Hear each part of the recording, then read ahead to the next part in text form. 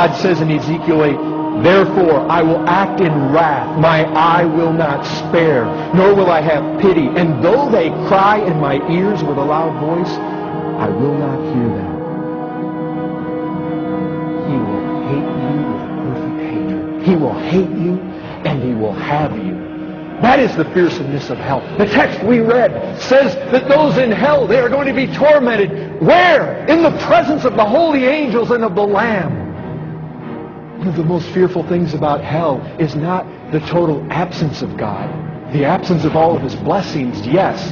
Can you imagine forevermore with not any joy, no more comfort? But God is going to be there. One of the fearful things about God, it is a fearful thing to fall into the hands of the living God. He is a consuming fire, and when He sets His face against you, He will trample you out in the winepress of His wrath. And it is forever.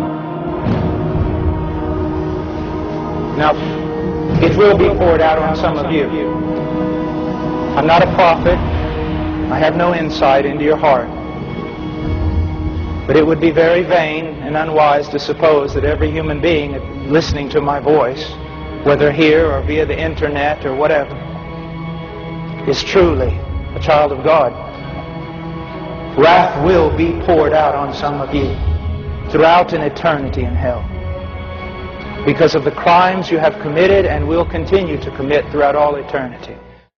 The raging of your heart against the sovereignty of a good God. But wrath, the wrath of God, it will be poured out on some of you. St. Alphonsus Liguori goes on to say, scarcely 1 in 100,000 deathbed conversions is sincere. That's the math of St. Alphonsus Liguori. Scarcely 1 in 100,000 deathbed conversions is sincere. You can't plan on converting the day before you die. Do not mock God. And as St. Alphonsus goes on, who promised you tomorrow, nor even the rest of the night? The same God that is infinitely merciful to us when we beg forgiveness now is infinitely just when we die. And His wrath is so horrifying that the soul will leap into hell rather than to see the face of Christ again. He said, if you found a cure for cancer, wouldn't it be inconceivable to hide it from the rest of mankind? Wouldn't it be criminal just to hide it? He says, how much more inconceivable to keep silent the cure of the eternal wages of death.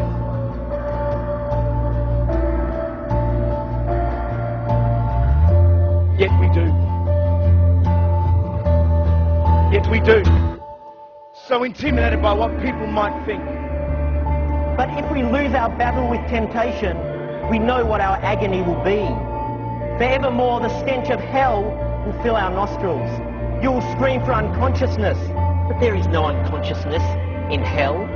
And thus, in the midst of the valley, a great pit will be opened, into which all the devils and damned shall fall together, and they shall after them, which shall never more be opened, never, never, for all eternity.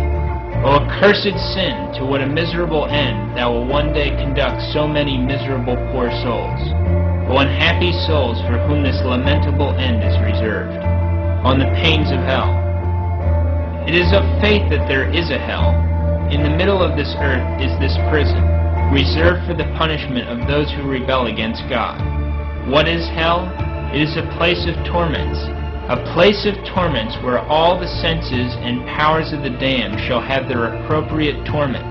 And the more a person has offended God in any particular sense, so much more shall he be tormented in that sense.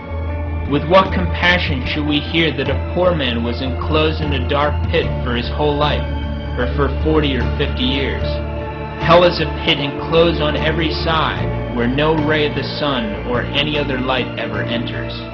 The sense of smell shall be tormented. We read in the life of St. Martin that the evil one appeared to him on one occasion, and the stench that filled the room was so overwhelming that the saint said to himself, if one single devil has such a disgusting odor, What can this stench be in hell, where there are thousands of devils altogether?